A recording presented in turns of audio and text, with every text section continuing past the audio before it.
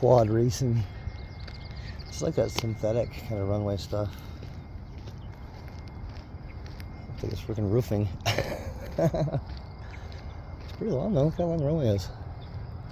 I think it's like over 600 feet. It's pretty wide too. Nice. A little bit of grass growing through it. Looks good. Let's check this place out. Check these guys out. So this is LAMA, Longmont Air Modelers Association. It's their airfield. It's pretty freaking cool. I didn't know this was here. I know there's one over by the lake. It's way smaller. This one's cool. Like I said, they got the quad guys, helicopters.